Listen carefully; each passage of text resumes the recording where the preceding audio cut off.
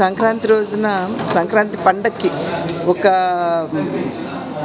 సందేశాత్మకమైనటువంటి సినిమాని అందివ్వడం జరిగింది.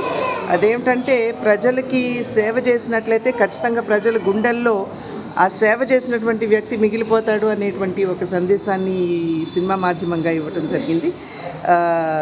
ప్రజాసేవే పరమావధిగా ముందుకు వెళ్ళినట్లయితే ఖచ్చితంగా ప్రజలు ఏ విధంగా పూజిస్తారు అనేటువంటి విషయాన్ని డాకు మహారాజ్ మాధ్యమంగా తెలియజేయడం జరిగింది. అండ్ అన్నింటికి మించి బాలకృష్ణ గారి నటన ఏదైతే ఉందో మనం చెప్పుకొని అవసరం లేదు. నటసింహం అనేటువంటి బిరుదు ఎనీహౌ వారికి ఉన్నది. అది ఒక రకంగా ఈ సినిమా మాధ్యమంగా మరి ఒక్కసారి ఆవిష్కృతమైందని చెప్పి భావిస్తూ ప్రజలకి ఇంకొకసారి సంక్రాంతి శుభాకాంక్షలు తెలియజేస్తూ బాలకృష్ణ గారికి నా అభినందన తెలియజేస్తున్నాను. బాబీ గారికి కూడా నా అభినందన తెలియజేస్తున్నాను. చిత్ర నిర్మాతకి, చిత్ర యూనిట్కి, ప్రతి ఒక్కరికి కూడా పేరు పేరున నా అభినందన తెలియజేస్తున్నాను.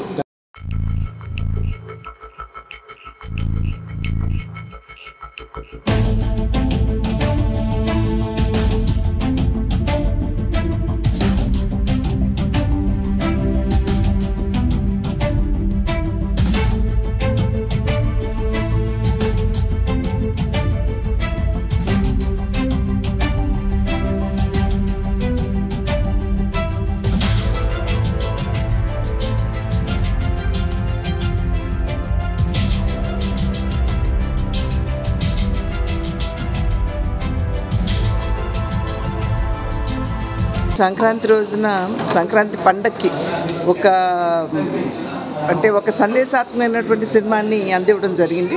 అదేమిటంటే ప్రజలకి సేవ చేసినట్లయితే ఖచ్చితంగా ప్రజల గుండెల్లో ఆ సేవ చేసినటువంటి వ్యక్తి మిగిలిపోతాడు అనేటువంటి ఒక సందేశాన్ని సినిమా మాధ్యమంగా ఇవ్వడం జరిగింది.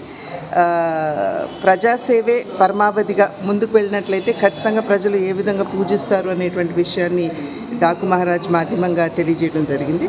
అండ్ అన్నింటికి మించి బాలకృష్ణ గారి నటన ఏదైతే ఉందో మనం చెప్పుకొని అవసరం లేదు. నటసింహం అనేటువంటి బిరుదు ఎనీహౌ వారికి ఉన్నది.